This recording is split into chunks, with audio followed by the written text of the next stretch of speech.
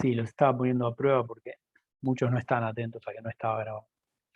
No, me olvidé. Estoy grande. Bueno, como les decía, vamos a continuar con la segunda clase de trabajo y energía. Hoy nos vamos a orientar más bien a la parte de energía, pero algo sobre trabajo vamos a hablar y vamos a hablar bastante sobre las leyes que estudiamos la clase pasada. Primero, para empezar, porque me parece que fue demasiado abstracta la clase que di, porque hablaba mucho sobre generalidades y no vimos casi ningún caso concreto. Vamos a empezar analizando un problema en donde la ley de la conservación de la energía que vimos la vez pasada nos sirve para resolver un problema que por otro lado podríamos haber resuelto utilizando las leyes de la dinámica. Y el problema es el siguiente. Vamos a ver un ejemplo que es el del péndulo. ¿Y qué vamos a analizar? Vamos a analizar lo siguiente, vamos a pensarlo de esta manera. Tenemos un péndulo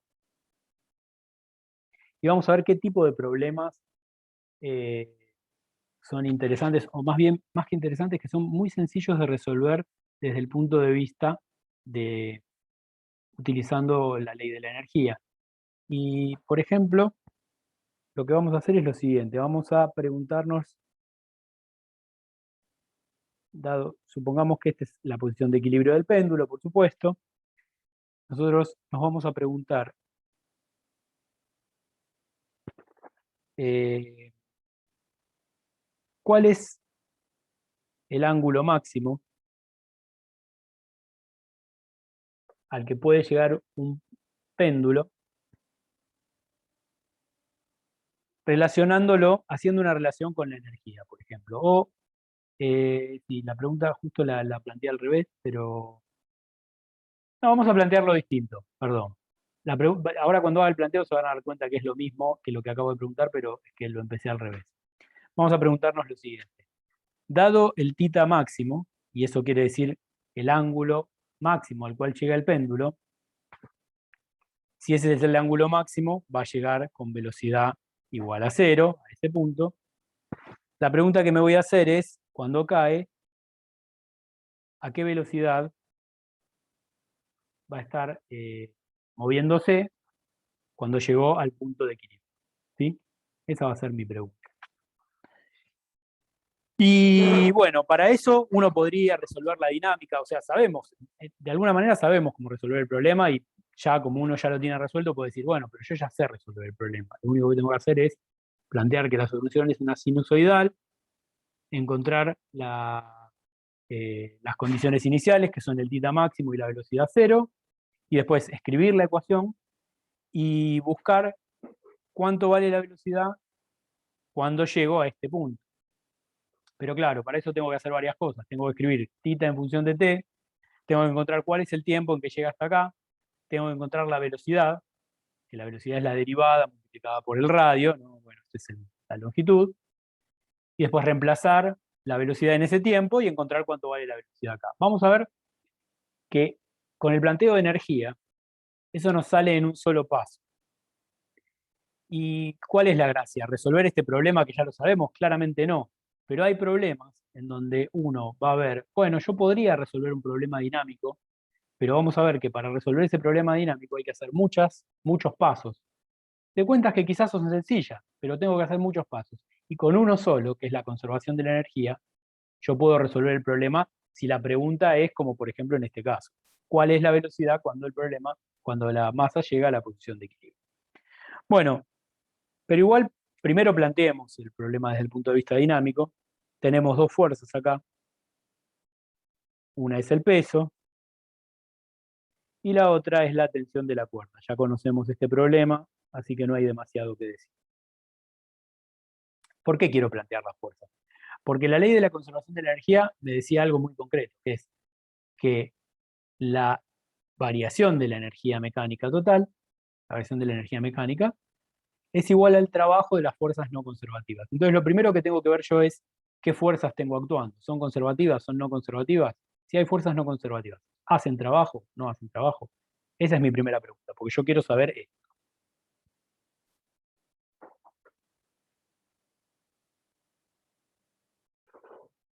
¿Sí? Entonces, pensemos en el problema. ¿Qué tenemos? Tenemos el peso. El peso, si recordamos, era una fuerza conservativa. De hecho, fue la primera sobre la que trabajamos. Y por otro lado tenemos esta tensión. La tensión no la mencionamos en ningún otro momento, pero yo les di un indicio muy grande, que es que hay muy pocas fuerzas que sean conservativas. Pero uno puede encontrar fácilmente eh, una ley para saber si una fuerza es conservativa o no es conservativa. Lo que habíamos dicho es, ¿se acuerdan cuál era la regla que habíamos puesto para que una fuerza fuera conservativa? Que solo depende de la posición. Exactamente, que solo depende de la posición. Y en este caso, fíjense que la tensión depende de la posición nada más, en principio, ¿no? Porque la tensión apunta para acá, en esta posición, apunta para acá, en esta posición, apunta para acá, en esta posición. Va cambiando cuando yo voy cambiando la posición. Pero ahí tenemos un problema más, que es que además de depender de la posición, su módulo depende de la posición, su dirección. O sea que esa regla que pusimos así rápidamente el otro día no nos va a servir tan simplemente. Entonces uno puede pensarla de una manera un poquito más, si quieren, práctica o pragmática, en un problema concreto. La pregunta es la siguiente. Supongamos que yo efectivamente logro que la tensión haga trabajo. No, todavía no vamos a mirar este problema, pero vamos a mirar otro problema, vamos a hacer un pequeño paréntesis y vamos a mirar otro problema. Vamos a decir lo siguiente. Una Sí, duda. te escucho. Pero la dirección de la gravedad no depende también de la posición, si lo vemos muy en macro, o ahí deja de considerarse conservativa. No, sigue siendo conservativa. No, si la pensás en muy macro, de hecho no depende no depende de la posición porque si vos lo pensás en muy macro, en coordenadas polares, por ejemplo, ahora lo vamos a ver eso, pero pensalo de esta manera. Suponete que tenés la Tierra y la Luna, ¿sí? Digamos que la fuerza gravitatoria entre la Tierra y la Luna apunta en esta dirección, ¿sí? Sí. Sí. Vos tenés este problema. Y tu problema es un problema, en principio habíamos dicho que es un problema que puede pensarse como un problema circular. Y en un problema circular lo que más nos va a convenir es utilizar coordenadas polares. Mm. Fíjate que en este caso, vos tenés R y tita, y el R va acompañando al movimiento, ¿sí? Con lo cual, en principio, la fuerza gravitatoria, en este caso, en este sistema, no va cambiando de dirección para todo punto. ¿Está bien? Ahora, vos me Sí. dirás, en este caso yo podría usar coordenadas polares. Sí, justamente por eso te estoy diciendo que la regla que hicimos la vez pasada no nos está sirviendo. O sea, era una regla que nos sirvió para pensar el peso comparado con la fuerza de rozamiento. En ese caso, era solo eso lo que nos daba que la fuerza fuera no conservativa. Pero en este caso estamos viendo dos fuerzas en donde, según el sistema de coordenadas que utilicemos, puede llegar a cambiar su dirección y la regla no es tan directamente aplicable. Justamente por eso es que voy a ir al caso pragmático, o sea, a aplicar esa fuerza y ver efectivamente qué ocurre con la energía, ahora que sabemos qué es la energía. ¿Se entiende por qué voy a hacer esto y no miro la regla fácil y simple que vimos la vez pasada? Sí. Bien. Ahora pensemos en ese problema. Pensemos en un problema en este otro problema, que justamente les digo es un paréntesis. Yo tengo un objeto sobre una superficie, pensemos que no hay rozamiento, no hay nada. Y yo aplico una tensión sobre ese objeto. ¿Sí? Entonces, nosotros ya definimos la energía. Ya sabemos lo que es. Esa energía es un medio de la masa por la velocidad al cuadrado más, en principio, si no hay ningún resorte, la masa por la aceleración de la gravedad por la altura. Esa es la energía mecánica de este objeto en cualquier punto. Ahora, si yo aplico esta tensión, ¿puedo hacer que esa energía cambie? Si yo puedo hacer que esta energía cambie aplicando esa tensión, entonces, por definición, la fuerza es no conservativa, porque está realizando trabajo. Hay una variación de la energía mecánica. ¿Está bien? Y es obvio que yo puedo cambiar esa energía aplicando esta tensión. Porque un objeto que, por ejemplo, puede haber estado quieto cuando yo empecé a aplicar la tensión, va a empezar a cambiar su velocidad cuando yo la aplico. O sea que la tensión me provoca un cambio de la energía mecánica. Dado esto, y por esta misma razón casi todas las fuerzas lo son, esta fuerza va a ser no conservativa. ¿Se entiende?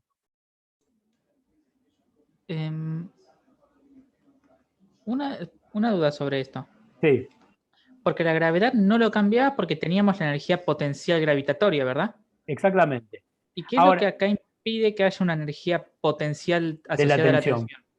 Bien, el hecho es que esa tensión no se origina de ninguna cosa que sea inamovible, que no cambie nunca. Por ejemplo, esa tensión hoy la puedo estar haciendo yo, mañana la puede estar haciendo otra persona. Yo podría, y está bien lo que decís, yo podría definir un potencial para una dada tensión que es siempre constante. ¿Sí? Yo podría definir. Y de hecho en muchos casos se hace, pero para un problema particular. Ahora, definir una energía de tensión, una energía potencial de tensión para una fuerza que va a ser siempre variable, tiene poco sentido. Y es por eso que no agregamos términos a la energía para cada una de las fuerzas constantes que podemos llegar a tener. De hecho, uno podría tener cualquier problema en donde dijéramos, bueno, yo tengo un tipo que empuja con una fuerza constante a un objeto, ¿sí? Yo podría definir un potencial en donde meto ese cambio de energía en un término más que está acá. Pero tendría que definir un potencial para cada problema que estoy resolviendo. La gravedad, por otro lado, es un efecto que afecta a todos los objetos que están sobre la superficie de la Tierra. Y es por eso que definimos un potencial para eso. Porque todos los objetos que están sobre la superficie de la Tierra lo van a sentir. Con el resorte, todos los resortes dentro del rango lineal actúan de la misma manera con todos los objetos, más allá de una constante proporcionalidad, que es el K. Entonces, por eso definimos un potencial elástico. ¿Sí? Ahora, tiene poco sentido definir otro tipo de potencial de fuerzas que van a ser de un caso. Yo podría hacerlo, matemáticamente se puede hacer. Y hay muchos casos en que aparecen problemas en donde hay algo que se repite mucho y lo que se hace es definir un potencial para ese algo que se repite mucho. Y es así como aparecen los nuevos potenciales. Pero para eso necesitas una fuerza que amerite definir un nuevo término en la energía. O sea, algo que sea suficientemente general como para que a vos te sirva para algo. En este caso, claramente, no va a ocurrir, porque la tensión va a cambiar en cada caso y en cada situación. ¿Se entiende? Sí. Bien. Bueno, habiendo dejado en claro que la tensión es no conservativa, lo que nos faltaría ver es si hace trabajo. ¿Y a ustedes qué les parece? En el movimiento del péndulo, ¿la tensión hace trabajo?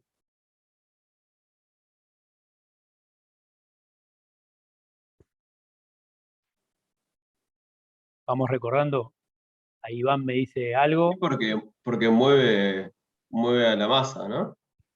Vamos a Entonces hace repetir. trabajo. Ojo, no estoy en este caso, ¿eh? La Estoy en tensión este no caso. hace trabajo.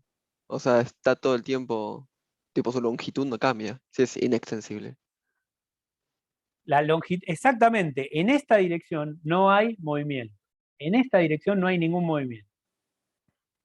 La tensión en cualquier tramo, porque ahí voy a responder una pregunta que acaban de hacer recién, en cualquier movimiento que yo haga de acá hasta cualquier otro punto, la tensión nunca hace trabajo. ¿Por qué? Porque el desplazamiento es en esta dirección y la tensión es en esta dirección. Siempre forma 90 grados con el desplazamiento. Y el trabajo, ¿se acuerdan cómo lo definíamos? como la integral del producto escalar entre la fuerza y el desplazamiento. Y todo producto escalar de dos cosas que son perpendiculares es cero, siempre. Ahí preguntaban, ¿no es que es un camino cerrado? Es un camino cerrado si yo voy desde este punto otra vez hasta este punto. Pero acordate que las que hacían trabajo cero en un camino cerrado eran las fuerzas conservativas. Y la tensión, acabamos de decir que es no conservativa. ¿Está bien? ¿Respondí todas las preguntas? ¿Me quedó alguna en el tintero? Sí, yo tengo una. Decime. Dale. Entonces, podría plantear si yo ponele que no sé si es conservativa o no es conservativa la fuerza, podría plantear el trabajo y si el ángulo me da cero con la trayectoria, o sea, si el ángulo es perpendicular con la trayectoria me va a quedar cero, independientemente si yo me acuerdo si eso no es. Podrías haberme respondido eso antes de que yo empezara a hacer toda esta perorata. Vos podrías haber dicho, ¿para qué lo miramos? Si el ángulo forma cero con el desplazamiento. Podrías, totalmente. No me importa si es conservativa o no conservativa, no hace trabajo. Y si no hace trabajo, listo, no importa. Es totalmente válido lo que comentas. Exacto. A todos les quedó claro ese comentario porque uno se puede adelantar siempre. Hay que analizar todos los problemas, pero uno siempre se puede adelantar y decir, ya sé que no hace trabajo. ¿Para qué me estás haciendo todo? Porque soy sádico. Bueno, entonces ahora, ¿cómo calculamos la velocidad a la que llega sabiendo el ángulo máximo? Bueno, lo que tenemos que decir es lo siguiente. Tenemos que hay una fuerza no conservativa, pero no hace trabajo. Entonces, lo único que nos queda es que la energía mecánica no varía, es constante. Y si la energía mecánica no varía, lo que tengo que hacer es escribir la energía mecánica inicial, la energía mecánica final, e igualarla. A ver si con eso saco algo. Yo les voy a dejar el problema planteado y lo van a resolver ustedes. Pero se los voy a dejar planteado. Fíjense que para saber cuál es la energía mecánica inicial, tengo que saber cuál es la altura inicial a la que está el objeto. Y ahí les recuerdo una cosa. ¿Se acuerdan que la energía potencial siempre está definida? Ahí volvió, ¿qué cosa? Ah, Tobías, ¿qué? ¿Te había perdido? Sí, me perdieron por un instante. Que colgó soy yo, otra vez. Pobre Tobías. Bueno, ahí estamos. Estoy. Listo. Está. Bueno, como les decía, para saber cuál es la energía potencial gravitatoria, voy a necesitar saber cuál es la altura inicial. Y acuérdense que eso tenía que ver con el hecho de que yo tengo que definir en dónde vale cero la energía potencial. Bueno, acá tengo un lugar, un candidato obvio para decir en dónde vale cero la energía potencial. Porque más abajo de esto no me voy a ir nunca. Entonces yo puedo decir que a esta altura, que es a la altura de equilibrio, es el lugar en donde defino que la energía potencial gravitatoria es igual a cero. Es mi definición. El cero de potencial está definido ahí. Dicho esto, yo sé que el objeto en el ángulo máximo, ¿qué velocidad tiene? En el péndulo, cuando llega al ángulo máximo, ¿qué velocidad tiene? Cero, ¿no? Cero. Entonces, acá la energía es solamente potencial, porque la velocidad es cero. Acá la energía es solamente cinética, porque la potencial es cero. Entonces, lo único que tengo que hacer es igualar la energía cinética acá con la energía potencial acá. Perdón, al revés. La energía potencial acá con la energía cinética acá. Lo dije de una manera y después lo hice. ¿Cómo nos queda la ecuación? Nos queda lo siguiente. Nos queda que en el punto más alto, la energía mecánica inicial va a ser la masa por G por la altura, y en el punto más bajo, la energía mecánica, que es la final, va a ser 1/2 de la masa por la velocidad que nosotros queremos saber. Esta es nuestra incógnita. Entonces, para saber esto, lo que tenemos que saber es cuánto vale h. Y en principio h no lo tenemos como dato, pero podríamos ver cómo lo podemos calcular. Y uno puede hacer un poquito de geometría ahí. Yo no se los voy a dejar resuelto, pero lo que voy a decir es lo siguiente. Uno sabe que esta longitud es L, sabe que esta longitud es L también, perdón, me quedó cualquier cosa ahí. y sabe que para calcular la altura tiene que usar este ángulo que es el dato, que es θ máximo. Ustedes saben, esto lo conocen, esto lo conocen, este ángulo lo conocen, por lo tanto pueden conocer, por ejemplo, el largo de este cateto. Si saben el ángulo y saben la hipotenusa, pueden conocer cuál es el largo de este cateto. Y una vez que tienen el largo de este cateto y tienen el largo de esto, h sale trivialmente como una diferencia. Entonces, mi cuestionamiento o ejercicio para casa es que a partir de esto ustedes hagan la cuenta y encuentren cuánto vale la velocidad en el punto de equilibrio. ¿Sí? ¿Se entendió? Excelente. Bárbaro. Bueno. Bien. Entonces, esto es medio para cerrar lo que vimos la vez pasada con un problemita práctico. Fíjense que, si bien es largo también, uno lo único que hace acá es geometría y todo esto yo lo hice contándolo paso por paso. Pero una vez que uno entiende el problema, dice, ah, bueno, pero acá la energía es solo potencial, acá la energía es solo cinética, se conserva la energía porque no hay ninguna fuerza que haga trabajo, que sea no conservativa. Así que finalmente lo único que tengo que hacer es igualar esas dos energías. Una vez que uno entendió eso, dice, ah, bueno, y listo, calculo la altura y ya está. Y si me dan la altura, mucho más fácil. Bueno, entonces ahora vamos a pasar a otro enfoque, o a otra parte de este problema de trabajo y energía, que es lo que se conoce como diagramas de energía.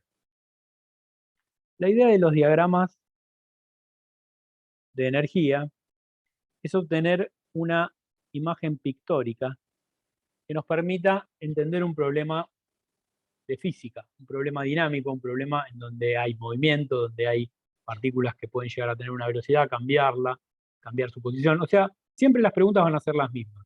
¿Cuál es la posición? ¿Cuál es la velocidad en cada posición? Encontrar relaciones que nos permitan inferir cuáles son las variables físicas de un cierto sistema.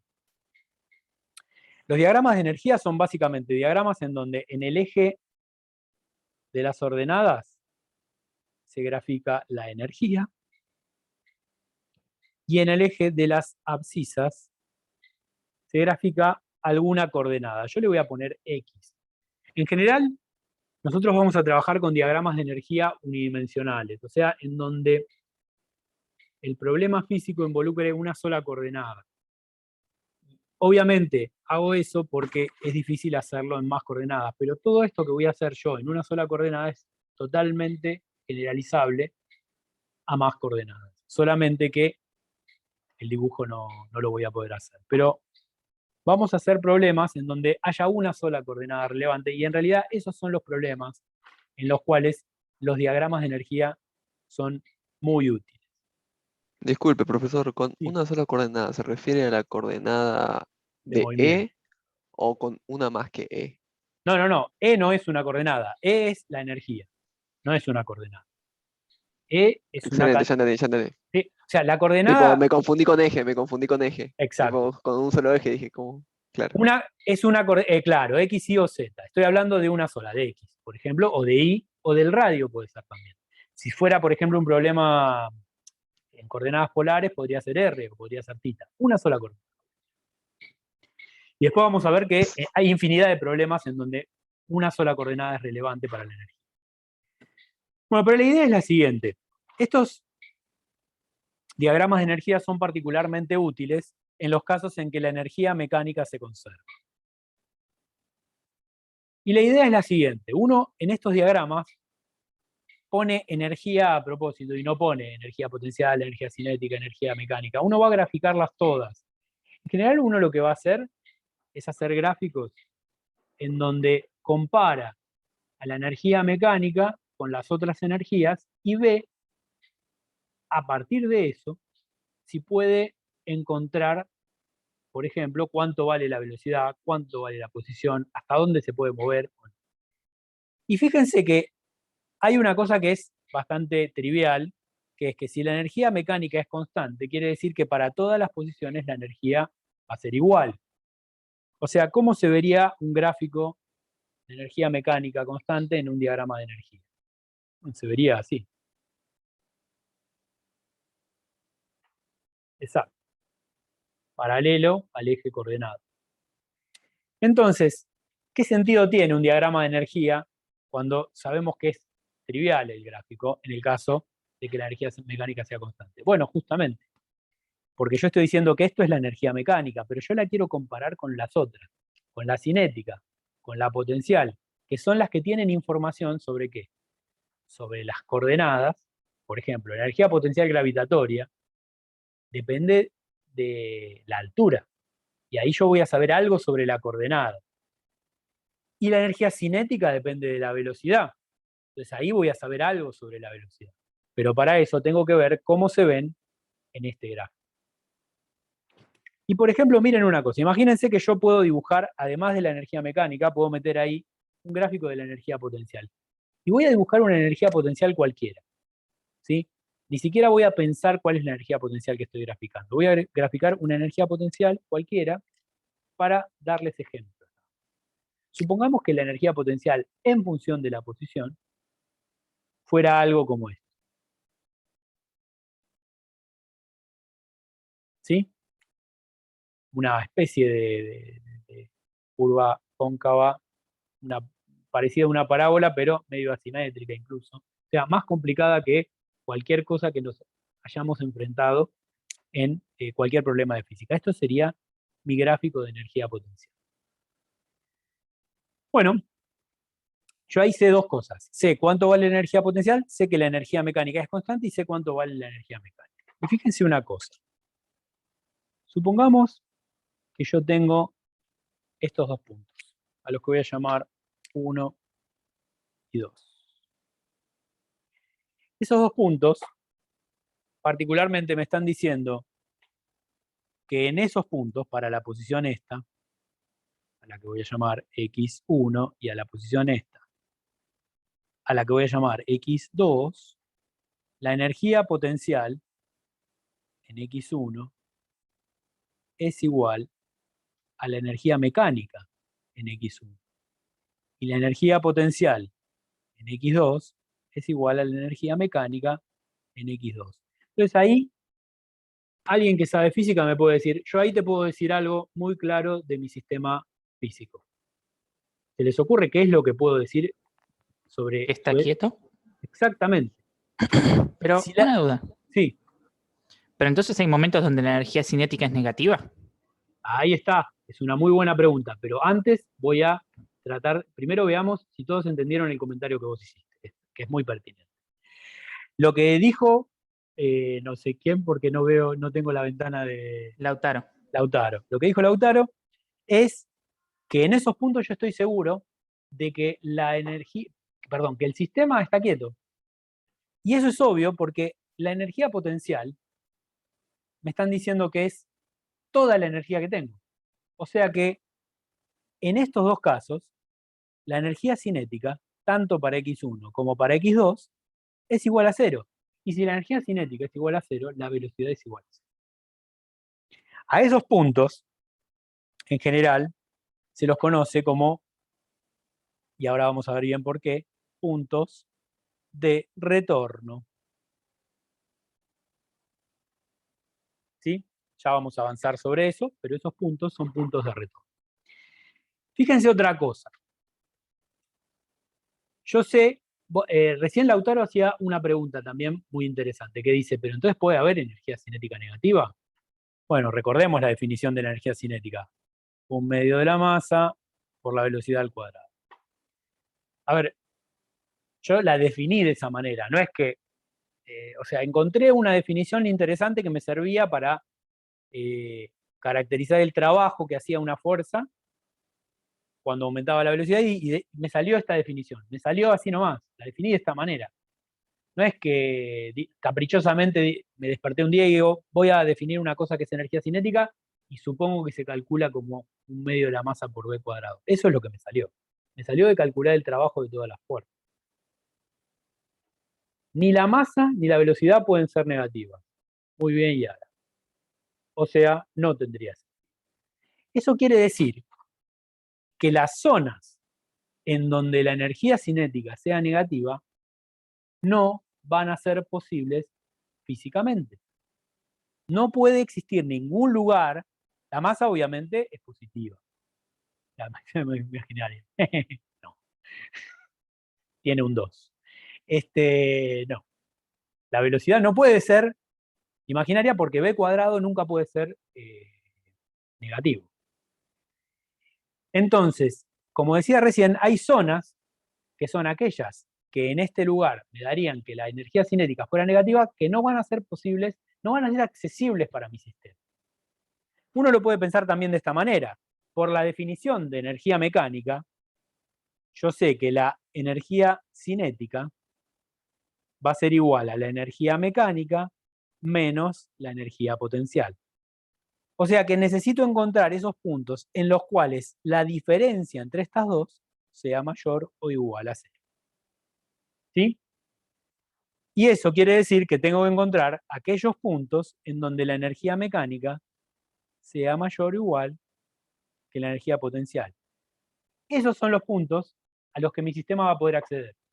Si no ocurre esto, no va a poder acceder. O sea, en este gráfico, ¿dónde se puede mover mi sistema? Entre X1 y X2. Exacto. Y por eso se llaman puntos de retorno.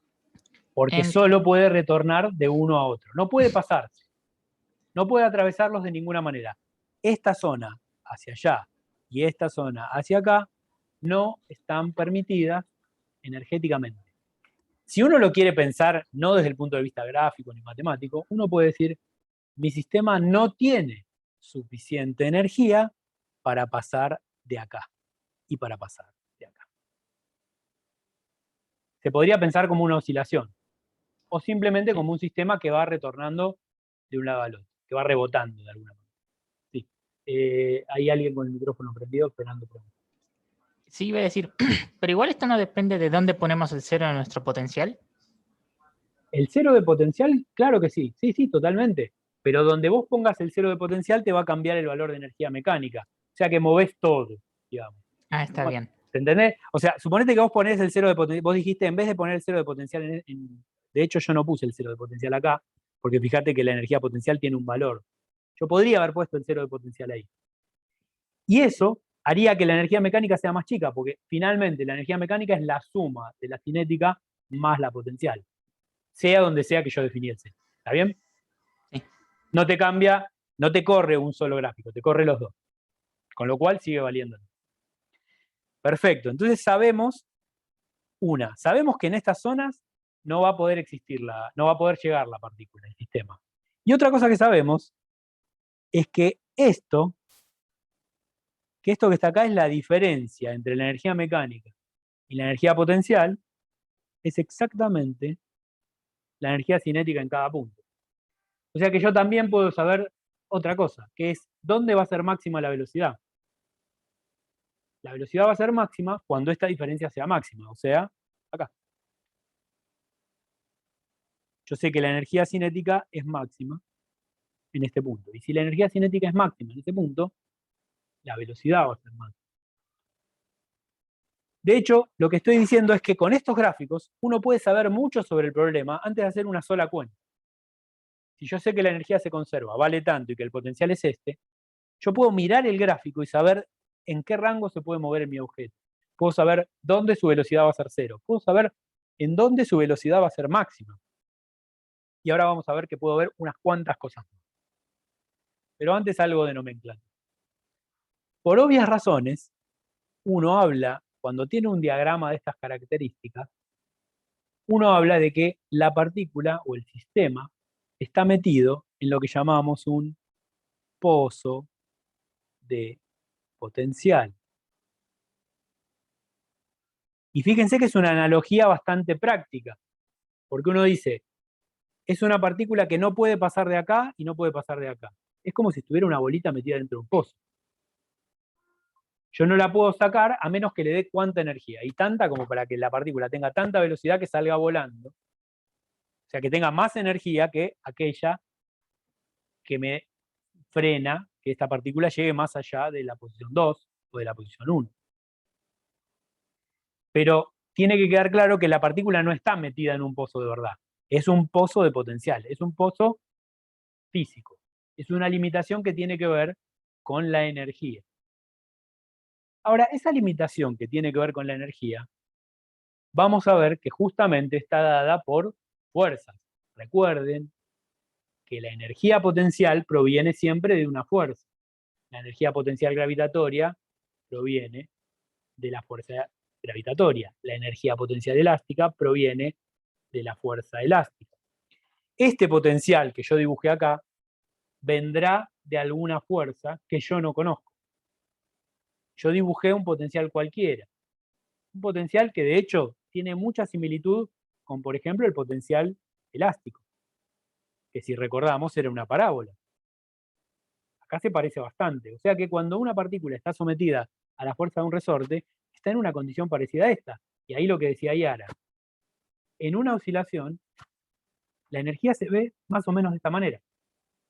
Si no hay rozamiento, si no hay pérdida de energía, el diagrama energético para una partícula unida a un resorte es muy similar a este, solo que como es una parábola, es simétrico. En este caso, fíjense que lo dibujé medio asimétrico, medio a propósito lo dibujé raro porque, de hecho, lo que yo quiero transmitirles es que uno ni siquiera tiene que saber cuál es la fuerza. Si uno sabe cómo es el potencial, puede conocer un montón de características del sistema físico, como les acabo de mostrar recién. Además de esta idea del pozo de potencial, uno puede pensar en otras analogías. Por ejemplo, uno puede pensar, supongamos que el potencial en lugar de ser así, digamos que yo tengo un grafiquito de energía, de energía en función de la posición, y me dicen que el potencial, yo ya no voy a tener que, me olvidé cuáles eran los colores que se llaman. Además saben que soy daltónico, así que me va a pasar que voy a decir verde y es marrón, voy a decir amarillo y es... Sepan disculpen. Pero supongamos que tenemos una partícula sometida a una energía potencial que se ve algo así, como una loma y después que se mantiene, algo por el estilo, ¿sí? Y que la energía mecánica de mi sistema, no era este el color, uy, ¿qué hice? Ahí, para. ¿Siguen viendo ustedes todo? Porque tuve un... Sí, sí, se ve perfectamente. Perfecto, bien. Supongamos que la energía mecánica de mi sistema es esta. No sé si usé este color, de hecho ahora creo que no lo usé. La energía mecánica es esa y la energía potencial es esta. Y mi objeto, digamos que se encuentra inicialmente en esta posición. Este sería mi posición X inicial. ¿Sí? Está claro que si ese objeto se encuentra en esa posición, hay cosas que puedo decir ya de movida, ¿no? El objeto puede estar quieto en esa posición. ¿Dónde? En X0, acá. ¿Puede estar quieto? No No, porque la energía potencial es cero, entonces. La energía cinética es cero. La Perdón, energía. la energía cinética tendría que ser cero para que esté quieto. Sí. Y dado que la energía cinética es la diferencia entre estas dos, yo acá sé perfectamente que la energía cinética no es cero. Si la energía cinética no es cero, el objeto tiene que estar moviéndose. Ahora vamos a suponer, y ahí sí es una suposición que yo estoy haciendo, que el objeto se está moviendo hacia la derecha, hacia la posición de X positiva. Entonces, ¿qué me dice la física de la energía, la ley de conservación de la energía? Me dice que a lo sumo, ¿hasta dónde se va a poder mover el objeto? Bueno, a lo sumo se va a poder mover hasta el punto en el cual la energía cinética se haga cero. O sea, como vimos recién, hasta este punto, x1. No va a poder pasar de ahí. Porque va a llegar con toda la energía que tiene potencial. Ya no va a tener velocidad cuando llegue ahí. Su velocidad acá va a ser cero y no va a poder atravesar. No va a poder atravesar esta lomita que está acá. Y por eso, análogamente a lo que decíamos antes de llamar pozo, cuando teníamos algo que es cóncavo, a esto lo llamamos una barrera de potencial.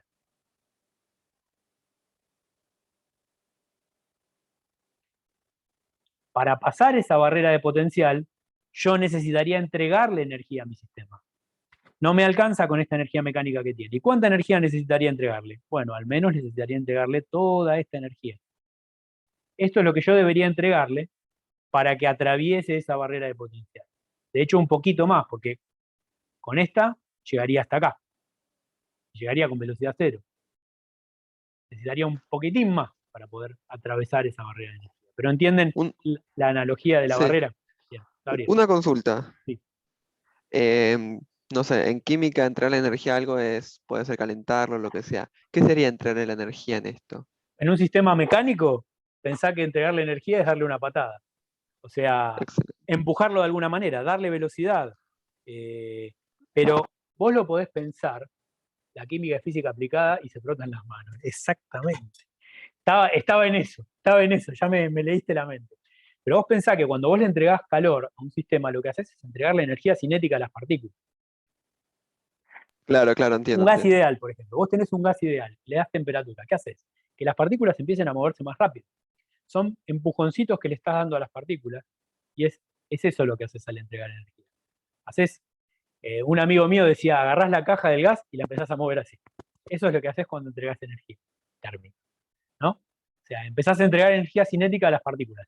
Las haces chocar más rápido con las paredes y eso hace que ellas choquen entre ellas y se transfieran esa energía hasta que finalmente lleguen a un equilibrio térmico. El equilibrio térmico finalmente es que de vuelta estén todas a la misma velocidad. Que vos lo haces haciendo esto con la caja. ¿Está Entiendo, bien? muchas gracias. De nada. Sí. Bueno, entonces tenemos pozo de potencial, tenemos barrera de potencial. ¿Qué hora es? ¿Estoy muy atrasado? ¿Cómo vamos de hora? 5:50. Perfecto, seguimos entonces un ratito más. Avísenme y 10, así no me zarpo y hacemos el intervalo no mucho más de esa. Bueno, entonces vimos que sin ningún cálculo uno puede encontrar mucha información solamente teniendo un dibujito de la energía. Y vamos a tratar de encontrar casos en donde esto sirva. Como les decía, los casos en donde los diagramas de energía son útiles son, por un lado, primero, fundamental que la energía mecánica sea constante. Yo necesito poder dibujar mi línea de energía que me diga hasta dónde va a llegar mi sistema. Si yo no sé cuánto vale la energía mecánica, el diagrama de energía no va a cumplir ninguna función. No sé, Iván, qué dijiste, perdón. Te veo la pregunta, pero no vi. Te veo el comentario, pero no la pregunta. Es como que le doy un poco más de etiqueta al tema. Claro, en realidad le podés dar, claro, le tendrías que dar energía cinética, no te queda otra. Exacto. Porque la potencial la podrías cambiar solamente haciendo más fuerza. Bueno, podrías aplicarle una fuerza. Aplicándole una fuerza no conservativa, le podés mover la energía mecánica. También es otra opción. No está bien la pregunta, no te preocupes, es totalmente pertinente. Bueno, por un lado necesitamos que la energía mecánica sea constante para obtener esa línea que me define hasta dónde puedo llegar. Por otro lado, sabemos que tenemos que cumplir que la energía mecánica siempre tiene que ser mayor o igual que la energía potencial. Eso me dice justamente, a partir de teniendo la energía mecánica constante, dónde puede existir mi sistema. Al movimiento, porque por ahí en la práctica aparece, a los movimientos que están dados por un diagrama de energía que es así, como el primero que dibujé, energía, posición, y que ocurren entre dos puntos, como dijimos antes, x1 y x2, entre esos dos puntos de retorno, se lo llama movimiento ligado. ¿Sí? Ustedes, los químicos, van a escuchar que, por ejemplo, el electrón está ligado al núcleo. Bueno, porque el electrón está sometido a un potencial de estas características. El potencial eléctrico es muy parecido al gravitatorio en algunos puntos. Además, tienen la repulsión del electrostática y eso les da algo que se parece al resorte. O sea, muy cerca de su posición de equilibrio, las partículas subatómicas o incluso los átomos. en una molécula están sometidos a potenciales de este tipo. Y en estos casos decimos que están ligados. En química queda bien claro qué queremos decir cuando estamos diciendo ligados. En física, bueno, quiere decir eso, ¿no? Fíjense, un movimiento ligado es ligado porque, por ejemplo, se parece a esto. Se parece a una partícula ligada hacia la pared con un resorte. De eso hablamos cuando hablamos de movimiento ligado, ¿sí? Y se ve de esta manera, en un diagrama de potencial. En moléculas, los gráficos se parecen mucho a esto que tenemos acá. Si ustedes vieron alguna vez algún diagramita de un potencial molecular, van a ver que es una cosa así, por ejemplo. Entonces, en algún punto tiene, cerquita de acá se parece a un resorte. Acá aparece una barrera, acá aparece una barrera impenetrable, si quieren esto se va a infinito, y eso quiere decir con que las moléculas no pueden, los átomos no pueden penetrar uno a otro, o sea, hay una repulsión infinita cuando ustedes encuentran dos partículas. ¿Está? Y todo un resorte. Todo es un resorte. Muy cerquita de acá se comporta como un resorte. Por eso yo les había dicho que el problema del resorte es tan útil en química o en física del estado sólido, porque cuando estamos muy cerca de esta posición de equilibrio, esto se parece mucho a una parábola. Entonces, si yo tengo un poquita energía y estoy por acá, esto esencialmente se comporta como un resorte. Bien, pero ¿qué más vimos la clase pasada? Vimos justamente que la definición de la energía potencial surge de esta manera. Nosotros vimos que uno puede entender la energía potencial como menos el trabajo de la fuerza que lo origina. Por ejemplo, puede ser la fuerza gravitatoria, puede ser la fuerza elástica o puede ser la fuerza molecular que existe entre estos dos átomos. Cualquier fuerza que origine un potencial, yo la puedo considerar de esta manera. Yo puedo obtener esa energía potencial de esta manera. Y fíjense que ahí volvemos a la pregunta que hicieron al principio. ¿Por qué yo definiría una energía potencial para una molécula y no para la tensión? Porque, por ejemplo, todos los átomos hacen entre ellos fuerzas que son iguales, que son electrostáticas repulsivas o atractivas, dependiendo de la carga que tengan esos átomos. Entonces ahí puedo generalizar, lo mismo que puedo generalizar entre dos planetas, o entre un planeta y un satélite, o entre un objeto que está sobre la superficie de un planeta y el planeta. Ahí tiene sentido definir un potencial, porque son fuerzas que van a aplicarse a montones de cosas. Por ejemplo, cada vez que yo resuelva algo que es una molécula, voy a ver algo que se parece a esto, ¿sí? Que va a cambiar de acuerdo a los átomos que estén en juego, pero que esencialmente va a tener esta misma forma. La descripción general va a ser igual para todos. No así con la tensión que yo hago un día cuando tiro de una cosa y al otro día hago otra tensión y al otro día la hace otro tipo y al otro día la hacemos con un motor. ¿Se entiende? Por eso generalizamos estos casos y no generalizamos el de cualquier fuerza. Porque en principio, como decíamos al principio, si hay una fuerza constante podemos definir un potencial. El tema es que tenga sentido, no una fuerza constante, una fuerza que dependa de la posición. Podemos definir un potencial. Pero el tema es que tenga sentido desde el punto de vista de la generalización. ¿Ok? Sé que es un poco abstracto, pero ustedes son químicos, lo van a entender, ¿no? Los físicos sueñan con resortes. Lamentablemente sí. Bueno, a ver, Se entiende. entonces, esta definición de acá me da otra posibilidad, me dice lo siguiente. Ok, si yo tengo la fuerza puedo calcular el potencial, pero además tengo otra, que es la relación inversa. Si yo quiero calcular la fuerza y conozco el potencial, yo puedo usar la relación inversa de esto. Puedo decir que la fuerza la puedo obtener y vuelvo ahora al tema unidimensional resortín. Puedo volver al problema unidimensional y decirles que la relación inversa se puede hacer de esta manera. Uno puede decir, bueno, pero la fuerza yo la puedo obtener como la derivada de la energía potencial respecto de la posición cambiada de signo. ¿Está bien? Si se cumple esto, se tiene que cumplir esto. ¿Está bien? Entonces, eso me da más información todavía en el diagrama de energía. Porque yo puedo mirar el diagrama y puedo ver cuánto vale la derivada de la energía potencial para saber, por ejemplo, hacia dónde apunta la fuerza, o dónde la fuerza es 0. Acá, fíjense, tengo dos gráficos, sin saber nada sobre la fuerza que acabo de dibujar. ¿Dónde es que la fuerza vale 0? ¿Dónde son los puntos de equilibrio? De hecho, yo hice trampa. Yo varias veces dije, el punto de equilibrio es acá. Y estaba obviando una cosa que recién ahora les voy a contar. ¿Dónde vale 0 la fuerza? Y si es la derivada, es en el punto de donde la energía cinética es máxima. En el punto donde la energía cinética es máxima, o mejor, en el punto donde la derivada de la energía potencial es 0. En esos puntos, la fuerza vale 0. Este punto, son puntos a los que yo llamé de equilibrio, ¿se acuerdan? Yo dije punto de equilibrio. ¿Y por qué lo llamé de equilibrio? Porque yo ya sabía que donde la derivada vale 0, la fuerza vale 0. En estos puntos no hay fuerza. Entonces, si este es el único potencial al que está sometida esta partícula, este es un punto de equilibrio.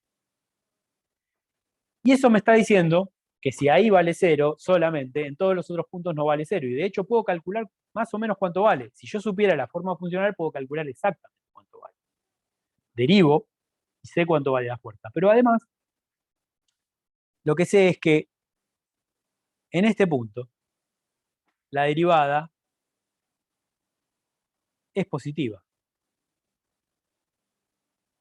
Si la derivada de la energía potencial es positiva, ¿qué me dice eso sobre la fuerza? Está cambiada de signo.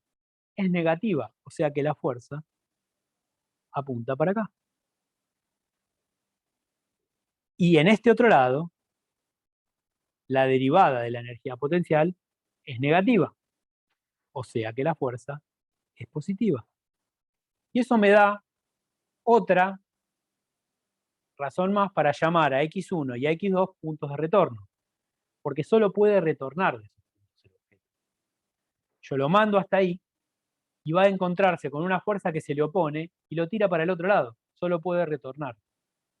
En x1 le pasa lo mismo, lo mando para x1 y el tipo siente una fuerza hacia el otro lado y solo puede retornar. ¿Está bien? Y estos puntos son los únicos puntos en los cuales el sistema no va a sentir ninguna fuerza y por lo tanto, lo que va a pasar es que ahí, si tiene velocidad 0, no se va a mover. Pero si no, va a pasar de largo porque no hay ninguna fuerza que lo detenga. ¿Estamos bien hasta ahí? Sí. Entonces, Sí. vamos a ver un ejemplito antes de ir al intervalo, o un par de ejemplitos de algunos gráficos, cómo se ven, algunos gráficos de energía y cómo se ven, para ver si entendimos la idea de la energía potencial y de los gráficos de energía potencial. Vamos a ver primero los dos casos que conocemos. Uno es el caso de la energía potencial gravitatoria y el otro es el caso de la energía potencial elástica. Ya más o menos estuvimos charlando sobre eso. La energía potencial gravitatoria es m por g por h, donde h es la altura, ¿no? Podría poner una coordenada, vamos a ponerlo en términos de coordenadas, vamos a ponerlo en términos de coordenada vertical, una coordenada i que es vertical, y en el caso de la potencial elástica vamos a pensar en este problema, le damos una coordenada x, o sea que la energía potencial elástica va a ser 1/2 de k por x al cuadrado. ¿Se acuerdan de estas cosas? Entonces, ¿cómo serían los gráficos de energía potencial para estos dos casos simples? Bueno, en el caso de la energía potencial gravitatoria, tenemos la coordenada y, tenemos la energía acá, ¿y esto cómo se va a ver? Bueno, se ve como una recta con pendiente positiva, m por g, positiva. En realidad, bueno, depende de si yo le quiero poner el signo o no a g en este caso, pero en principio se va a ver como una recta que tiene una pendiente positiva. Cuanto mayor sea la altura, más grande va a ser la energía potencial.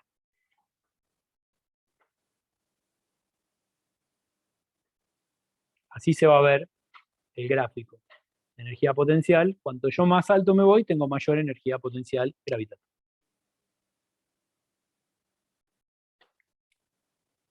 ¿Y cómo se entiende eso en términos de la fuerza? Bueno, fíjense que si yo quiero calcular la fuerza, por ejemplo, que siente un objeto en un punto así, miro. Bueno, la derivada es positiva. Si la derivada es positiva, eso quiere decir que la fuerza tiene que ser negativa. O sea que la fuerza en este punto apunta en esta dirección. Ahora, pensémoslo en términos de esta coordenada. Yo estoy llevando el objeto hacia arriba y el objeto siente una fuerza que lo lleva hacia abajo. Es el peso. El peso es el que hace que el objeto quiera caer. Y fíjense que dado que la pendiente es siempre igual, porque esto es una constante por la altura, la fuerza peso siempre va a ser igual. ¿Y a cuánto va a ser igual? Siempre va a ser igual a m por g, apuntando hacia I negativo. ¿Está bien? ¿Qué pasa con el resorte? La energía es una parábola. 1/2 de k por x al cuadrado. Y si graficamos eso, se tiene que ver, sí, ¿no? La cosa, espero que me salga más o menos lindo. Fíjense que tanto acá como acá, yo arbitrariamente ya definí dónde está el cero de potencial.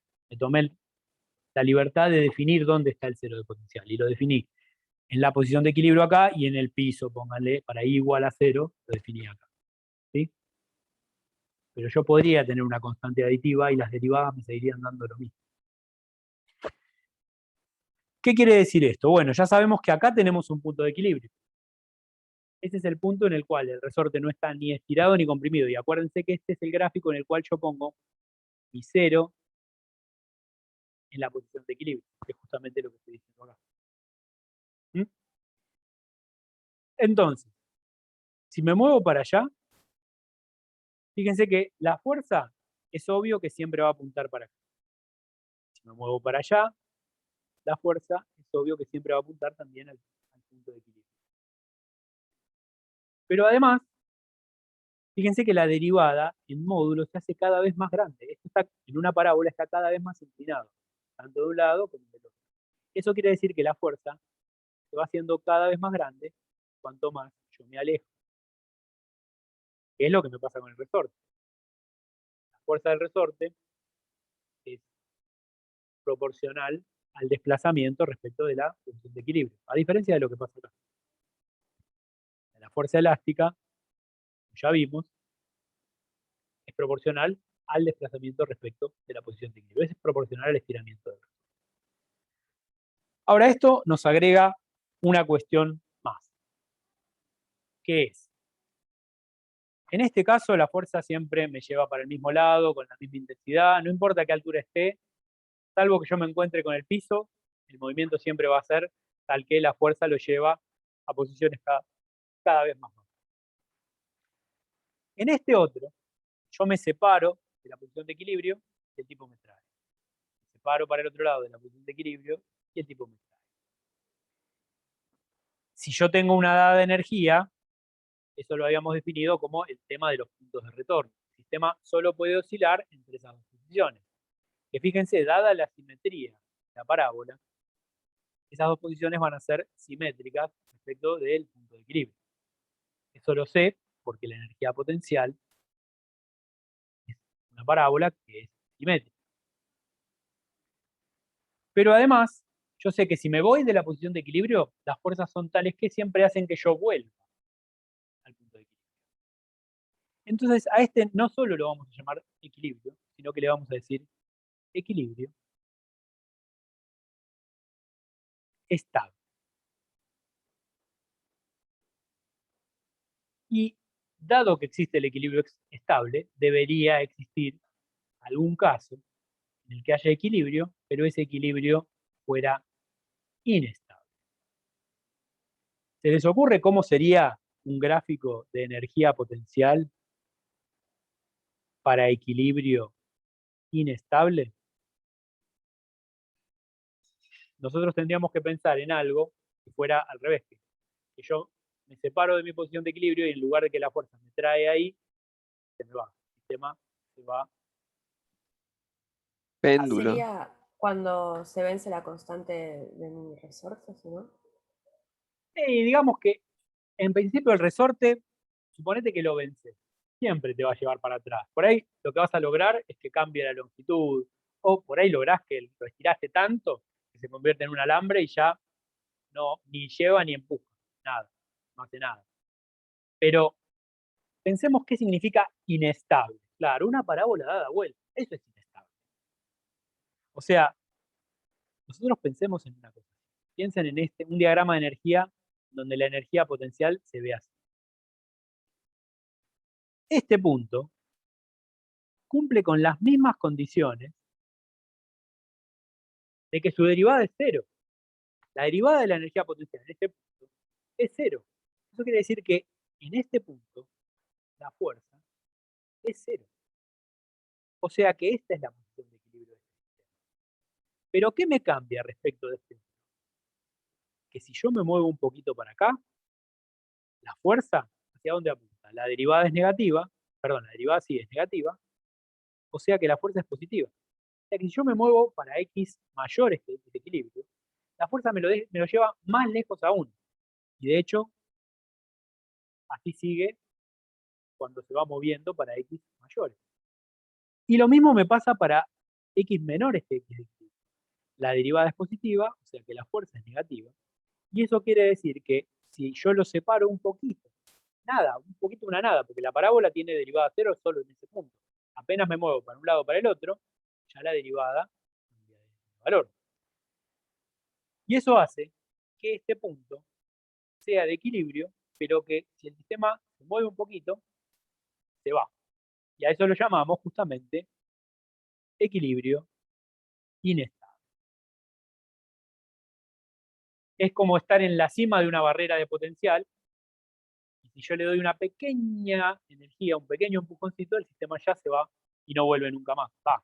En principio, hasta que yo no le dé, tengo que dar un empujón para el otro lado para que vuelva. Tengo que dar un empujón y un empujón que venza esta barrera de potencial. Una vez que el sistema está de este lado, la fuerza me lo lleva cada vez más lejos, siempre me lo va a llevar lejos. Salvo que yo lo vuelva a empujar para acá, o sea, que haga trabajo sobre él de alguna manera, el objeto no va a poder volver. ¿Ok? Por eso a esto lo llamamos equilibrio inestable. ¿Y se les ocurre algún otro tipo de equilibrio que podamos tener, que no sea ni estable ni inestable? ¿Puede llegar a ser como semi-estable? Onda que por un costado es estable y por el otro no.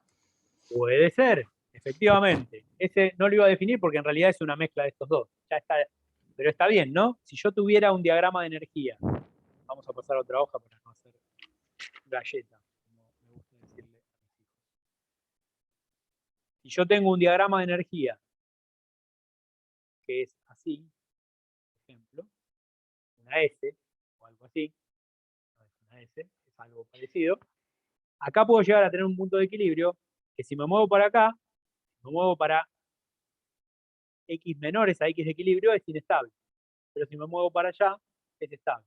La raíz cúbica de X, por ejemplo. Claro. El del X cubo, en realidad. Y en ese caso, tendríamos una combinación de estos dos. A mí se me ocurre otro, uno que no es ni uno ni el otro. Es intermedio, pero que no es ni estable ni inestable. ¿Se les ocurre cuál puede ser? ¿Una plancha? Claro, constante. En ese caso, si nosotros tenemos una partícula que está en una placa, en una mesa, es horizontal. Acá la suma de fuerzas es cero, porque la derivada de potencial me da siempre cero. Pero lo muevo para acá, también. Lo muevo para acá, también. Lo muevo para acá y también.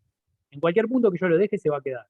La fuerza vale cero en todos los puntos. Eso quiere decir que esto es equilibrio indiferente. O sea, que si la energía potencial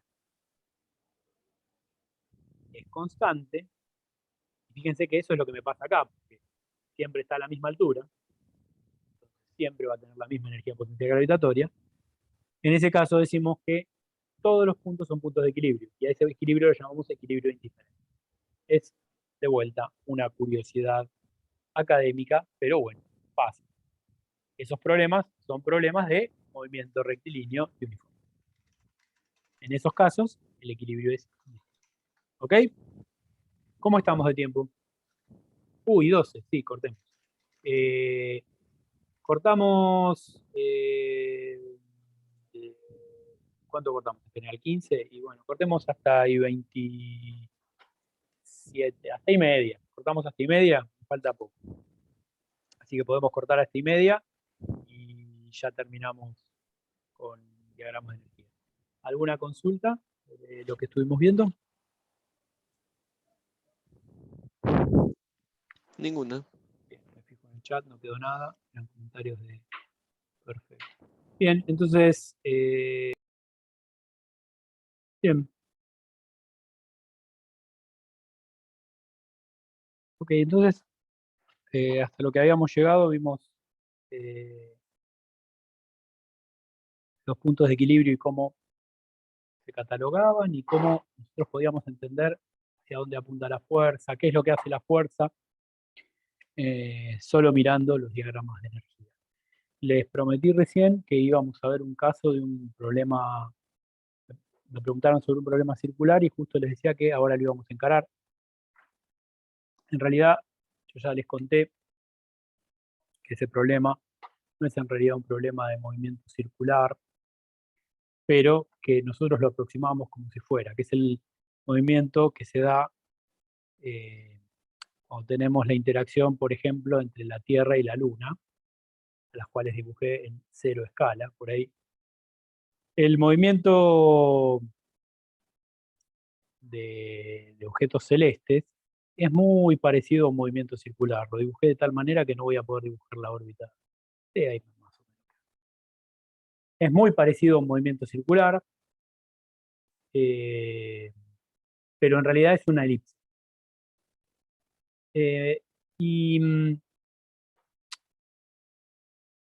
Pero cuando las masas de los dos objetos son muy distintos, es una elipse que tiene lo que se dice una excentricidad muy baja, y eso quiere decir que se parece mucho a un círculo. Entonces, nosotros para los problemas más simples pensamos que es un círculo. Pero si lo resolvemos correctamente, nos daría que es una elipse, efectivamente. Pero vamos a analizarlo desde el punto de vista más simple. Vamos a pensar como que la Tierra está quieta en el centro y la Luna gira a su alrededor, pero vamos a pensar desde el punto de vista como si fueran masas realmente muy diferentes, y de hecho no son. ¿Y por qué estoy diciendo que la Tierra estaría en el centro quieta mientras que la Luna se mueve a su alrededor? No es una cuestión de escala. Nosotros sabemos que hay una fuerza que le hace la Tierra a la Luna y hay otra de igual valor y sentido, de igual módulo y sentido contrario, que le hace la Luna a la Tierra. Eso me lo dice el principio de interacción, la tercera ley de Newton. Ahora, si las dos sienten la misma fuerza, ¿por qué yo estoy pensando que lo que se mueve es la Luna respecto de la Tierra y no la Tierra respecto de la Luna? De vuelta, todo depende del punto de vista. Si yo hubiera nacido en la Luna, yo miraría cómo gira la Tierra alrededor de la Luna. Pero la realidad es que tiene un sentido el pensar que el objeto más masivo es el que menos se mueve. Y eso me lo da la segunda ley de Newton. Porque la segunda ley de Newton me dice que la suma de fuerzas sobre un dado cuerpo es su masa por su aceleración. En este caso, ambos sienten la misma fuerza. Eso quiere decir que de este lado ambos van a tener el mismo valor para la fuerza. Pero de este lado tienen masas muy distintas. Y fíjense que si esto es igual para ambos, el que tenga masa más grande va a tener aceleración más chica. Entonces, generalmente, desde ese punto de vista, uno dice, mirándolo desde un sistema que está afuera, que puede ser el sistema solar, por ejemplo, el que más se está moviendo sería la Luna. Entonces, por eso es que planteamos que la Luna se mueve alrededor de la Tierra. ¿Ok? Bueno, yo les había contado que la fuerza de interacción entre dos objetos masivos, cuando ya estamos muy alejados de la superficie de la Tierra, en realidad tiene otra expresión.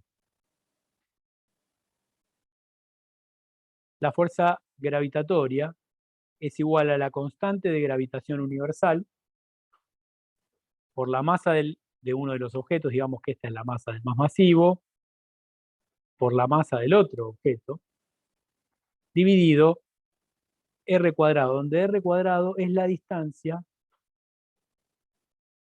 entre sus centros. O sea, sería en este caso lo que yo dibujé como el radio de giro. ¿Sí? Este es el módulo de la fuerza y por supuesto apunta en la dirección de la línea que une a esos dos objetos. Y es siempre atractiva. ¿Sí? Es una fuerza atractiva y apunta en la dirección que une a esos dos objetos. Bueno, entonces dada esa fuerza, uno se puede preguntar, ok, si esa es una fuerza gravitatoria, y yo hablo de potencial gravitatorio, estaría bueno ver cómo es el potencial del cual proviene esta fuerza. Y para eso podemos hacer la cuenta, podemos hacer un montón de cosas, o lo que podríamos hacer, si no directamente, es decir lo siguiente. Podemos decir, yo me puedo acordar, fíjense que todo esto son constantes, así que mucho no me interesa demasiado, porque van a salir afuera del integral o de la derivación que yo tenga que hacer. La única coordenada que tengo es R, entonces lo que me gustaría ver es cómo es ese potencial respecto de R. ¿Qué pasaría si la Luna pudiera desplazarse en la dirección radial? Bueno, entonces yo lo que voy a hacer es ver este problema como un problema en la dimensión solamente radial. Y podemos recordar lo siguiente. Fíjense que la única coordenada que me aparece, la única coordenada interesante, las costas se inundarían. Ay. Ah, si se moviera la luna, si se moviera la luna. Es cierto. Es cierto. Va, creo, no sé. Bueno, si yo quiero ver el problema en términos de un potencial en función de una coordenada, mi única coordenada es R acá. Fíjense que es bastante obvio que la única coordenada interesante en este problema va a ser R, por la simple razón de que el problema tiene simetría esférica. O sea, si yo coloco a la luna acá, o la coloco acá, o la coloco acá, o la coloco acá, la fuerza que va a sentir es exactamente la misma. O sea que el potencial no puede cambiar, ni el potencial ni la fuerza pueden cambiar por la posición en θ. Sin embargo, la fuerza gravitatoria depende de la distancia. Entonces, sí va a cambiar cuando yo me muevo en R. Entonces, yo lo que quiero ver es analizar por qué la Luna, por ejemplo, tiene una órbita en un dado radio. Y bueno, para eso tengo que entender cuál es el potencial que hay entre la Tierra y la Luna. O cuál es el potencial que la Tierra induce sobre la Luna. Y para eso tengo mi única coordenada y puedo recordar esto. Yo puedo recordar, por ejemplo, por un lado, lo estoy escribiendo en coordenadas, lo voy a escribir en coordenadas polares. Un radio hacia afuera, este θ para acá. Y en ese sistema de coordenadas, la fuerza gravitatoria ya como vector ahora va a ser menos que por m sobre r cuadrado en r versus, o sea, atractiva. Esa fuerza atractiva es básicamente una constante dividido r cuadrado. Y yo me puedo acordar de esto otro, yo puedo decir, pero, ok, pero yo sé que menos 1 sobre r cuadrado es la derivada de 1 sobre r respecto de r. ¿Sí? ¿Está bien eso? Sí. Perfecto. Bueno, pero a mí me habían dicho que de este lado yo tengo la fuerza. La fuerza tiene que ser igual a menos la derivada de la energía potencial de la cual proviene. Y entonces necesito incluir un menos. Pero para mantener esta igualdad tengo que incluir dos signos menos que me permitan mantener esa igualdad. Si acá hay un menos, acá tiene que haber un menos. Eso quiere decir que mi potencial tiene que tener un término que es menos 1 sobre R. ¿Sí? ¿Y cómo se ve esta función en un diagrama de energía? Bueno, mi coordenada, como dije, es radial, o sea que acá tengo E y acá tengo R. Y ahí de vuelta me voy a tomar la libertad de poner el cero de potencial en un lugar particular, que después vamos a ver por qué lo pongo ahí. Pero yo lo podría poner en cualquier lado. Voy a poner el cero de potencial de tal manera que la energía potencial igual a cero esté muy lejos de mi sistema. Yo me estoy adelantando un poquito al resultado, pero miren el gráfico y es bastante obvio por qué elegí eso. Esto es una hipérbola.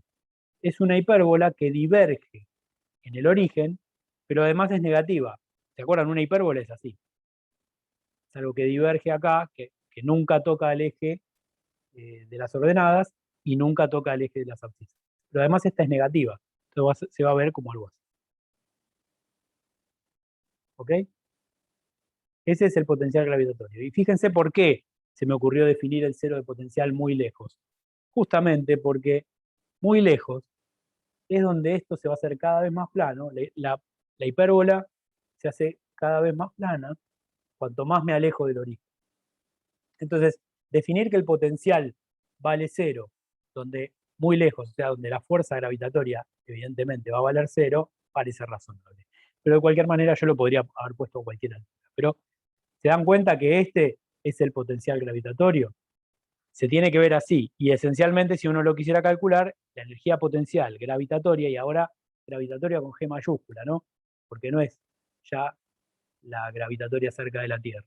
Se va a tener que ver así, menos G por M sobre R. Esa sería la energía potencial gravitatoria que siente la Luna debido a la Tierra. O que siente la Tierra debido a la Luna. Es totalmente simétrico. Y fíjense que básicamente mi problema ahora es un problema de cuánta energía tengo. Para que haya una órbita estable, yo necesito que el sistema tenga una cierta energía inicial y que esa energía se conserve todo el tiempo.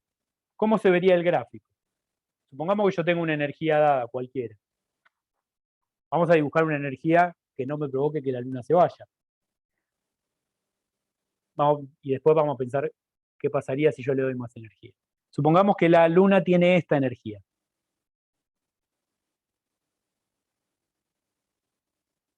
¿Sí? Esta es la energía mecánica que tiene la Luna. Bueno, yo acá tengo un radio de equilibrio. Y la Luna se va a mantener siempre en ese radio. Ahora, yo estoy haciendo una trampa ahí, ¿no? Porque para que la Luna tenga una dada energía y tenga ese radio de equilibrio, yo lo que necesitaría es que la Luna tenga alguna energía cinética. ¿Y cómo hago si no se mueve del radio? ¿Cómo hago para que pase eso? Tangencial. Le doy una velocidad tangencial. Exactamente. Y esa velocidad tiene que ser constante, de tal manera que se mantenga esta energía mecánica. Con esa velocidad tangencial constante, y solo con esa, la Luna se va a mantener en esa órbita. ¿Se dan cuenta de lo que estoy haciendo? Ojo, acá estoy dibujando todo en términos de una sola coordenada, pero en realidad hay otra. Hay otra que no me modifica ni la fuerza ni la energía. No me la modifica. Pero por suerte me da energía cinética para mantenerlo en el radio de equilibrio. Ahora, ¿qué pasaría si yo le doy más velocidad a la Luna? Bueno, aumentaría esta energía, ¿verdad? Al ir aumentando esta energía, ¿qué me pasaría? Bueno, el radio tendría que ser cada vez más grande. Para mantener en equilibrio esa velocidad con esa energía, la Luna tendría que estar rotando un radio más lejano. ¿Y qué pasa si yo me paso y finalmente le entrego una energía que es, en esta escala, mayor que cero? Hay un ¿La radio de Luna se equilibrio. va a alejar infinitamente? Claro, le estoy dando una velocidad que sería lo que llamaríamos la velocidad de escape. Si yo le pego una patada tan fuerte que la energía supera este nivel, ya la Luna no queda ligada, no hay ningún radio de equilibrio. Al no haber ningún radio de equilibrio, la Luna se va y ya no queda ligada con la Tierra. Por supuesto, yo tengo que hacer trabajo sobre ella para eso. ¿Por qué se mantiene estable la Luna en ese radio? Bueno, porque de alguna manera entró en órbita, algo la hizo mantener esa velocidad, llegó a algún punto de equilibrio y cuando no sintió más fuerza se mantuvo ahí. Exactamente. Si uno, por ejemplo, tenés dos átomos unidos en una molécula y le das mucha energía, calor, un golpe de algún tipo, alguna interacción muy abrupta, vos rompés ese enlace y los dos átomos se separan. Y en un mismo adentro de un átomo vos podés hacer eso y ocasionás, por ejemplo, que el átomo se separe y forme una reacción nuclear, ¿no? O sea, vos podrías separar al átomo en sus componentes, podés sacarle neutrones y protones y formás otro elemento dividiendo un mismo átomo. Tenés que hacer una fuerza inmensa, pero la energía que te da en ese momento, no me estoy metiendo en otro problema, pero es lo mismo, ¿no? O sea, vos le das mucha energía a algo que está muy, muy ligado y se separa y ya se convierte en dos cosas, ya no están ligadas. ¿Ok? Sin irme de tema. Bueno, este es entonces el potencial gravitatorio que se ve cuando estamos muy lejos de la superficie de la Tierra. ¿Y se dan cuenta, así a simple vista, en qué se parece esto al potencial gravitatorio que les dije antes, que era una recta constante?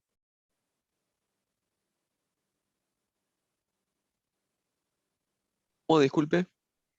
¿En qué se parece esto? ¿O cómo puede ser que esto sea lo mismo que nosotros sentimos cuando estamos en la superficie de la Tierra, que es un potencial que es esencialmente constante, que es lo que dibujé antes? ¿Qué relación hay entre esas dos cosas? ¿Se dan cuenta? Bueno, porque en la Tierra el radio es puntual. El radio Cuando es estamos en la único. superficie. Exactamente, al ser el radio único, eso quiere decir que si yo me muevo un poquito, es como que este radio no cambia demasiado. Fíjense que el hecho de que la derivada cambie acá, es porque el radio cambia, y la derivada depende del radio. Esto es lo que tengo acá. Justamente, la derivada me depende del radio. Pero si yo me muevo muy poquito respecto de la superficie de la Tierra, el radio cambia tan poco que la derivada también cambia poco. Y si la derivada cambia poco, es como si estamos viendo un tramito chiquito de esto, que tiene derivada casi constante. Yo me tengo que alejar mucho para notar que esto tiene una curvatura. ¿Mm? O sea que esto es ver como de más lejos lo que estábamos mirando antes, muy cerca de la superficie de la Tierra. ¿Ok? Excelente. Vamos entonces a un ejemplo más, y ya con eso cerramos. Vamos a hacer un análisis de un gráfico de energía complejo y vamos a presentar todas las posibles casos que se nos pueden dar, o algunos cuantos en principio, pero como para darles una visión más generalizada. Supongamos que tenemos un diagrama de energía bien complejo y vamos a analizar varios casos.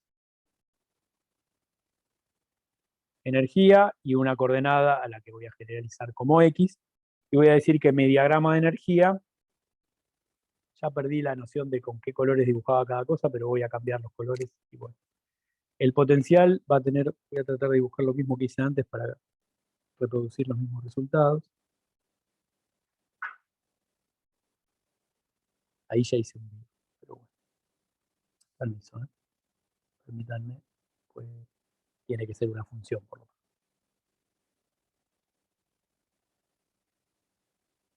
Algo así. Acá como más curvo, más parabólico. O sea, esa es mi energía potencial.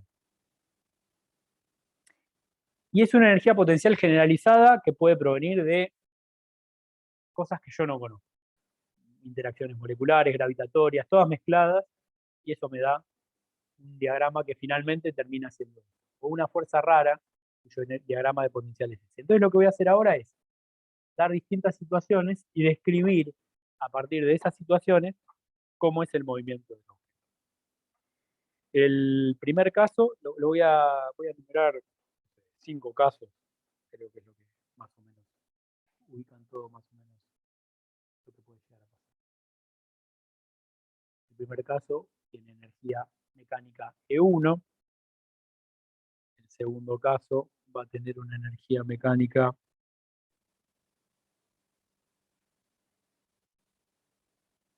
E2.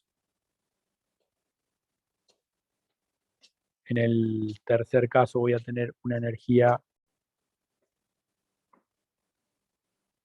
E2, E3, ponele, vamos a poner este en el medio que no lo había puesto. E3, una energía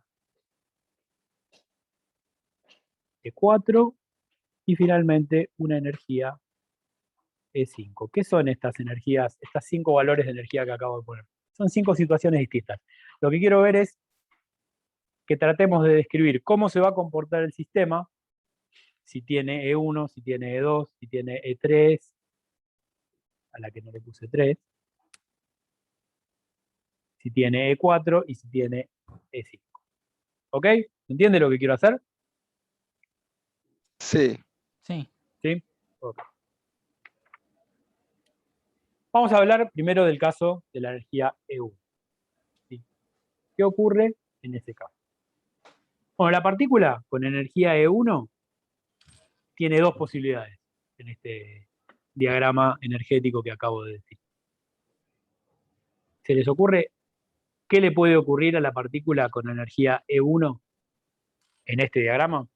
¿Qué? ¿Porque está en dos valles? Claro, puede tocar dos valles. Hay uno que es muy fácil. Hay un lugar en el que solo puede estar si está quieto.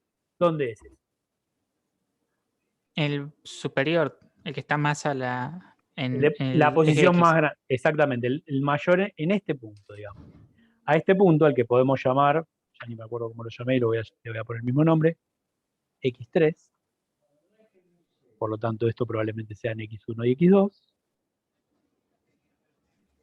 O sea, si la partícula tiene energía E1, puede estar en X3, pero solamente con velocidad igual a 0. ¿Puede pasarle algo más si está acá?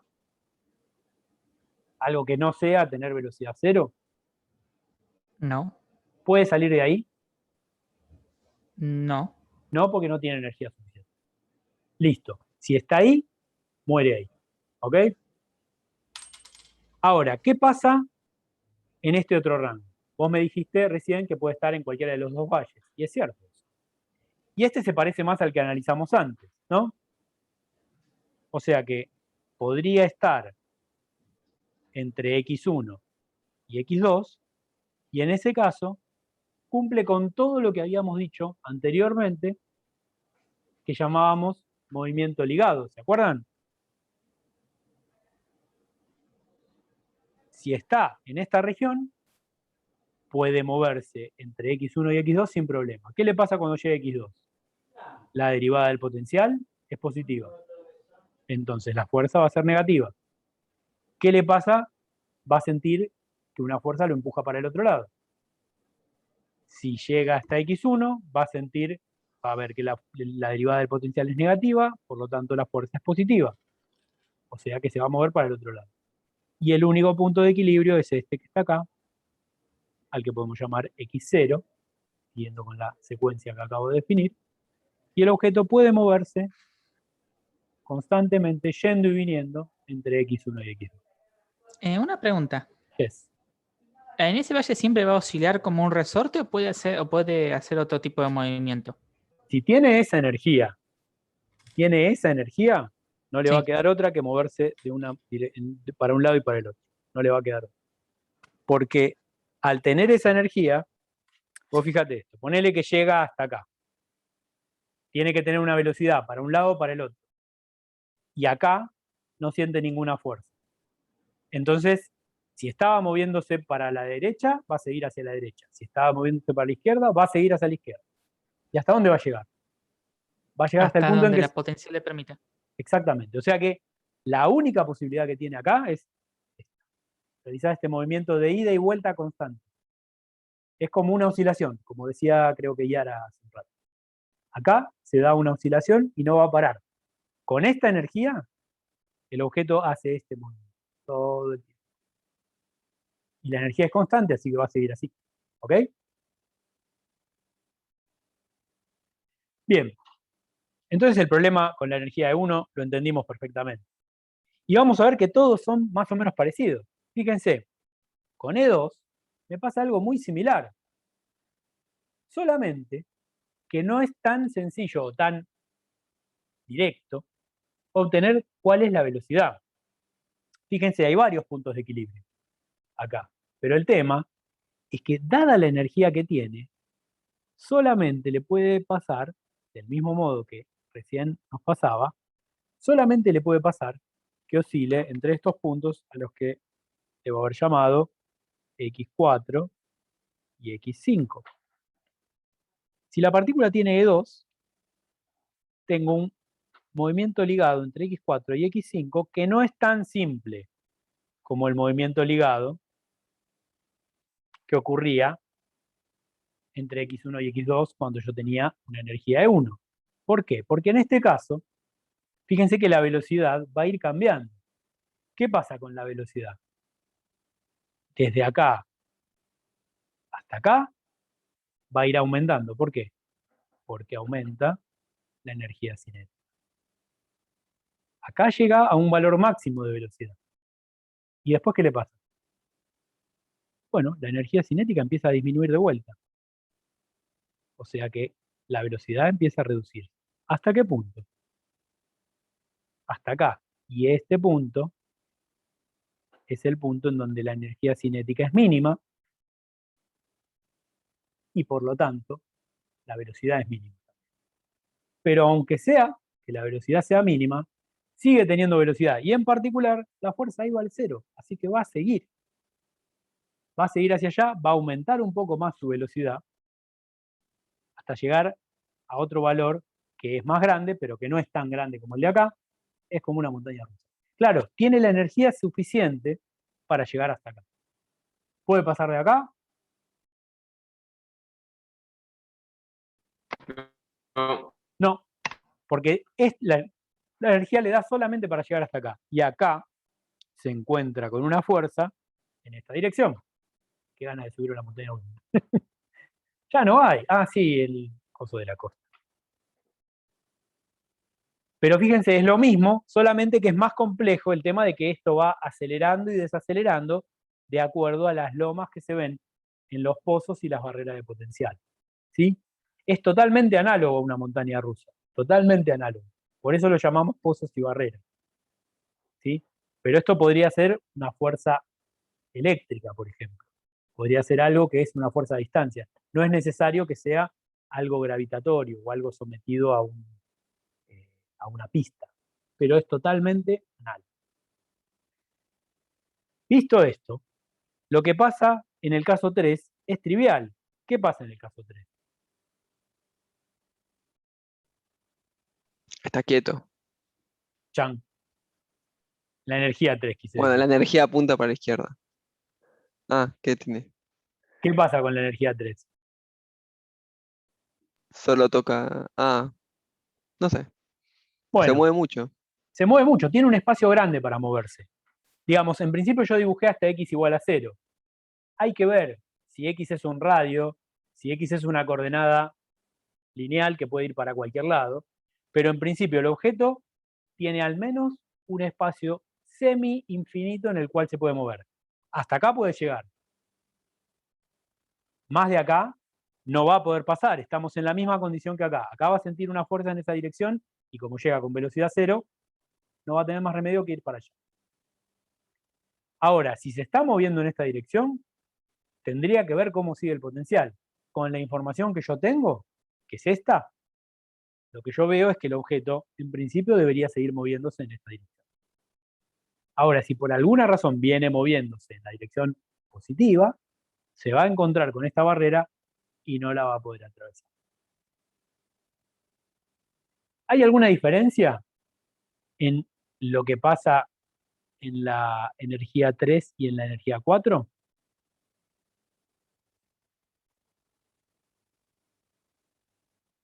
Profe, ¿por qué dice que cuando llega al punto de la energía 3 llega sin velocidad? Al punto, a este punto. Cuando Sí, llega dijiste que ahí a este llega sin velocidad. ¿Por qué pasa eso? Fíjate, es lo mismo que en los otros casos. Tu energía mecánica es esta. Llegás acá y te encontrás con que la energía mecánica se cruza con la energía potencial. Eso quiere decir que la energía mecánica es toda potencial. Entonces, ¿cuánto vale la energía cinética? Claro, vale 0, porque son Entonces, iguales. entonces la velocidad vale 0. ¿Está bien? Sí, sí. Entonces, si la velocidad vale 0 y acá te encontrás con que la derivada es positiva, la fuerza es negativa.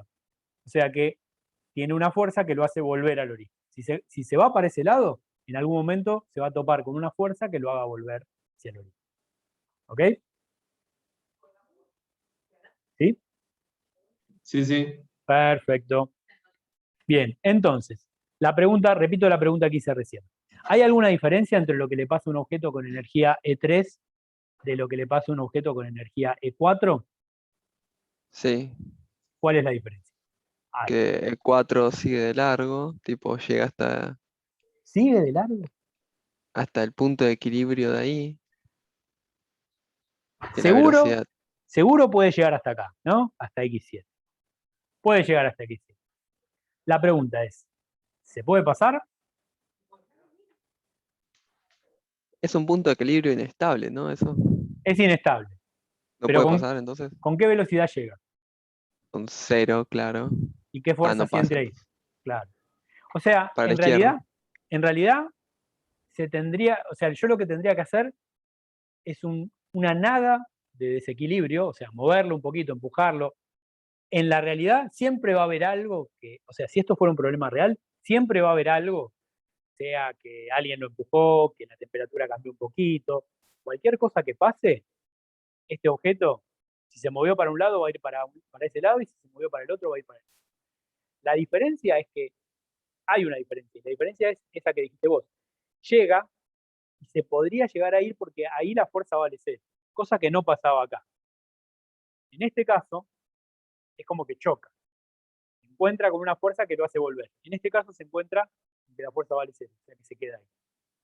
En principio se podría quedar ahí indefinidamente y no hubiera ninguna perturbación. Pero como es un punto de equilibrio inestable, sabemos que cualquier pequeña perturbación lo va a mandar para un lado o para el otro, y eso va a hacer que el sistema termine yéndose de esa posición de equilibrio. ¿Hacia dónde? Solo lo sabe la perturbación que lo hizo. ¿Ok? Pero hay una diferencia notable. Pero sin perturbación se queda ahí. Se debería Quieto. quedar ahí. Exactamente. Perfecto. La matemática nos dice, digamos, si fuera un problema preciso matemático, que no existe en la física, no existe en la ciencia natural, pero si existiera, el sistema se quedaría ahí indefinidamente. Y finalmente, ¿qué pasa si le doy energía E5? Lo que quiere. Puede hacer lo que quiera. Tiene suficiente energía para moverse por todo el espacio. Con esta energía, lo único que va a cambiar es su velocidad. ¿Y en dónde va a ser mínima su velocidad? X7. En X7 va a ser mínima, ¿y en dónde va a ser máxima? ¿En X0? En X0, exactamente. Donde en esta región, en esta posición va a ser máxima porque la diferencia entre la energía potencial y la energía mecánica es máxima, y en esta va a ser mínima por la misma. ¿Ok? Bueno, entonces, con esto les di todo lo que necesitan para interpretar diagramas de energía, y ya la clase pasada estuvimos analizando lo que tienen que saber sobre la ley de conservación de la energía. Así que la clase que viene, hola Jonathan, ¿cómo estás? Justo. La clase que viene vamos a ver otro de los teoremas de conservación, que es el teorema de conservación del impulso lineal o de la cantidad de movimiento, de acuerdo al libro que ve. ¿Qué tal, Leonel? ¿Cómo va? Hola, hola, ¿qué tal? Todo en orden. ¿Vos? Bueno, muy bien, muy bien. Bueno, ¿les quedó alguna pregunta antes de que ceda el poderío? Sí, perdón, o sea, te Escucho. vuelvo a preguntar esto, pero no No, por entendí el favor. tema de la velocidad. A ver, ¿qué es lo ¿Por que no qué entiendo? cero? ¿Por qué cero, básicamente? Vos fijate Cuando en esto. llega a X6, ponele. Está bien. Ponele que estamos en el caso en el que el objeto tiene una energía E3. Acordate que decimos que estamos analizando casos en los cuales la energía mecánica es constante, ¿verdad? Eso es lo que indicamos al indicar una línea paralela a la coordenada. Que para todas las posiciones la energía vale lo mismo. Eso está claro, ¿no? Sí, sí. Entonces, si la energía es constante, vos ya sabés que la energía mecánica siempre es la energía cinética más la energía potencial. Ahora, vos llegaste a un punto en que la energía mecánica iguala a la energía potencial, ¿sí? Que es este punto X6. ¿Ok? Ah, listo, ya está, sí, ¿Está ya bien? entendí. Bueno, sí. Sí, está, gracias. No, de nada. Bueno, ¿alguna duda más?